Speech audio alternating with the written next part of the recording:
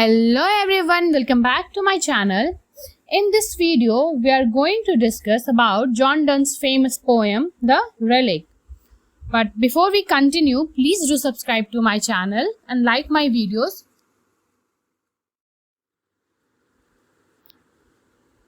So let's get started. The Relic. The Relic का actual meaning यहाँ पे है पवित्र इंसान. So हम लोग first stanza start करते हैं. When my grave is broken up again, some second guests to entertain. For graves have learned that women had to be two more than one a bed. So यहाँ first four line में poet ये कह रहे हैं कि when my grave is broke up again, जब मेरी कब्र को दोबारा खोला जाएगा, रीओपन होगा मेरा कब्र, किसी सेकेंड गेस्ट को एंटरटेन करने के लिए, विच मीन्स किसी सेकेंड गेस्ट मतलब कोई अगला इंसान जो मर गया होगा उसको दफनाने के लिए. For graves have learn that women had to be to more than one a bed, which means कि जैसे यहाँ पोएट थोड़ी वेमेन लोगों के लिए डिसरिस्पेक्ट वाली कुछ लाइंस बोल रहे हैं. जैसे कोई एक वेमेन है वो अपने बेड में कई डिफरेंट मेंस को अलाउ कर देती हैं, उसी तरह एक ग्रेव जो सिंगल ग्रेव होता है वो भी अपने ग्रेव में कई डिफरेंट लोगों को अलाउड कर देता है. एक बरीड होने के बाद कुछ समय बाद क्योंकि उसकी बॉडीज खत्म हो जाती है, वहाँ ऑलमोस्ट स्पेस बन जाता है, तो दूसरे गेस्ट के लिए अलाउड कर देता है, बिल्कुल वैसे ही. And he that digs it spies a bracelet of bright hair about the bone, will he not let us alone. Which means कि यहाँ पोइट कह रहे हैं कि जब भी कोई इंसान जो होगा, जब हमारी कब्र को निकालेगा बाहर, जब उसे रीओपन करेगा तो उसे एक ब्रेसलेट मिलेगा. Bracelet kind of a bright hair, मतलब जो उसकी बिलव्ड का ब्राइट हेयर था उसके बालों के कुछ गुच्छे इस प्रकार से बन गए होंगे कि वो एक ब्रेसलेट का रूप ले लिए होंगे और वो पोइट के रिस्ट पे होगा. So and think that there a loving couple lies, और उस इंसान को लगेगा कि शायद यहाँ पे कोई लविंग कपल थे जिनकी बॉडीज तो शायद समय होते खत्म हो गई है, बट जो उसकी बिलवेड का बालों का गुच्छा था वो अभी भी उसके रिस्ट बोन के पास में लगा हुआ है. तो क्या वो हमें अकेला छोड़ देगा? ये सारी चीज़ें हमारे प्राइवेट या पर्सनल मोमेंट्स को देख के जो इंसान ने हमारे ग्रेव को निकाला है, क्या वो हमें अकेला छोड़ देगा? Who thought that this device might be some way, और उसे लगेगा कि ये एक प्रकार का कोई डिवाइस है, ये जो ब्राइट हेयर है उसे लगेगा कि ये किसी तरह का एक डिवाइस है किसी चीज के लिए, किसी रास्ते के लिए. To make their souls at the last busy day, और उनके सोल्स को फिर से मिलाने के लिए एक लास्ट बिजी डे में. लास्ट बिजी डे यहाँ पे क्रिश्चियन माइथोलॉजी में कहा जाता है एक जजमेंट डे. जब सब कुछ खत्म हो जाएगा, जब फिर से रीइंकार्नेशन होगा, तो लास्ट बिजी डे पे सबके सोल्स और सबके बॉडीज मिल जाएंगे कुछ समय के लिए आपस में. Meet at this grave and make a little stay, तो क्या लास्ट बिजी डे में क्या हम लोग वापस से इस ग्रेव में मिल पाएंगे कुछ समय के लिए? जब रीइंकार्नेशन होगा, जब सबका रीबर्थ स्टार्ट होने वाला होगा, तो क्या हम कुछ समय के लिए फिर से मिल पाएंगे? The second stanza. If this fall in a time or land where misdevotion doth command. यहाँ पे इन दोनों लाइनों में पोइट ये कहना चाह रहे हैं कि शायद ये वक्त ये तब आए जब इस समय में, जब इस लैंड में, मतलब इस धरती पे मिसडिवोशंस हो जाए, मतलब लोगों का भरोसा ना रहे कि सच में ये लविंग कपल थे या नहीं, लव नाम की कोई चीज़ होती भी थी या नहीं, क्योंकि बहुत लोगों के मन से एक दूसरे के लिए ट्रस्ट उठता जा रहा है, प्यार से ट्रस्ट उठता जा रहा है, तो वो ये भी सोच रहे थे.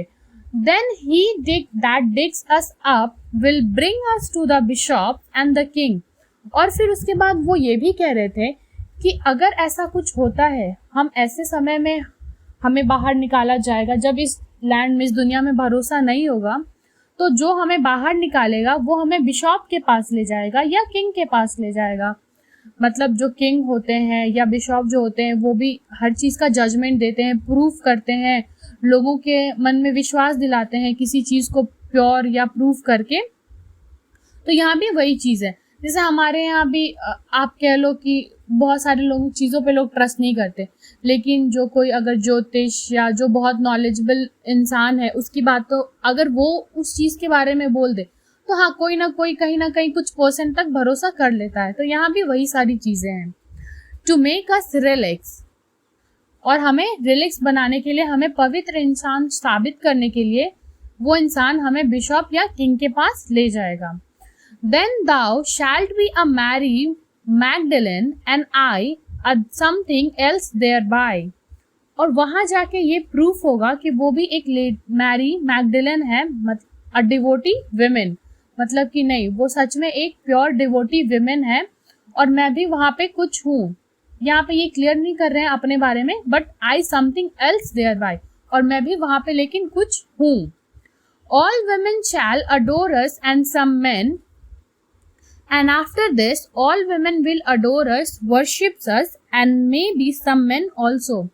और इसके बाद वहाँ पे जितनी भी औरतें हैं, जितनी भी विमेन्स हैं, वो समय हमें अडोर करेंगी, रिस्पेक्ट की नज़रों से देखेंगी, हमारी वर्शिप करेंगी, और कुछ मेन भी ऐसा ही करेंगे। And since at such time miracles are short, I would have that age by this paper taught, what miracles we harmless lovers wrought. और फिर यहाँ पोएट कह रहे हैं, and that time they want to see the miracle, then I would have learned them, we are harmless lovers through this paper. और उस समय लोग हमारे बारे में जानना चाहेंगे कि हम किस तरह के लवर्स थे, हमने अपने लाइफ में क्या क्या करा। तो वो कह रहे हैं कि शायद कुछ ऐसा मिरेकल्स हो, और अगर नहीं हो तो हम इस पेपर, विच मीन्स इस पोएम के द्वारा आगे जाने जाएंगे। The third stanza, first we loved well and faithfully, जैसा कि मैंने आपको बताया कि हमने बहुत प्यार किया और हम एक दूसरे के लिए फेथफुल रहे। Yet knew nor what we loved nor why, difference of sex no more we knew that our guardian angels do. Obviously we are different genders, but there is no need to be physical. We are just loving as that our angels do. हमने बिल्कुल वैसा ही प्यार किया था जैसे हमारे angels guardian करते हैं, उसमें फिजिकल की ज़रूरत नहीं होती है, वो हमें अलग लेवल की जो प्यार होती है, रिस्पेक्ट होती है, केयर होती है, वैसा जो करते हैं हमने भी बिल्कुल वैसा ही किया। Coming and going we perhaps might kiss, हाँ आते जाते हम दोनों एक दूसरे को किस करते थे, but not between those meals, our hands never touch that seals, but हमने अपने आप को बहुत ही लिमिट में रखा था। जो यहाँ पे फिजिकल कॉन्टेक्ट की बात कर रहे हैं, तो उसके पर्पज से उस चीज़ों पे हमने कभी ध्यान नहीं दिया। Which nature angered by late law sets free, ऐसा भी कुछ नहीं था कि हमारे पास किसी का रोक टोक था, नेचर ने भी हमें फ्री रखा था, बट स्टिल हमने उन सब चीज़ों पे कभी ध्यान नहीं दिया। हमारा जो लव था, केयर था, एक दूसरे के लिए रिस्पेक्ट था, तो ये सारी चीज़ें थी। दीज मिरेकल्स वी डिड, तो पोएट कह रहे हैं कुछ इस तरह के मिरेकल्स हमने किए। But now alas all measure and all language I should pass, should I tell what a miracle she was. तो पोएट कह रहे हैं कि मेरे पास उसकी बड़ाई करने के लिए कुछ वर्ड्स ही नहीं बचे हैं। वो कुछ ऐसी मिरेकल थी, जैसे आप किसी को बोलते हो ना कि शी इज़ टू फैबुलस या ही इज़ टू गुड, मतलब जब आपके पास वर्ड्स नहीं रह जाते हैं उसके बारे में कुछ बताने के लिए, एक्सप्लेन करने, तो पोएट का भी कुछ ऐसा ही कहना था। एंड एट लास्ट उन्होंने ये कहा कि should I tell what a miracle she was.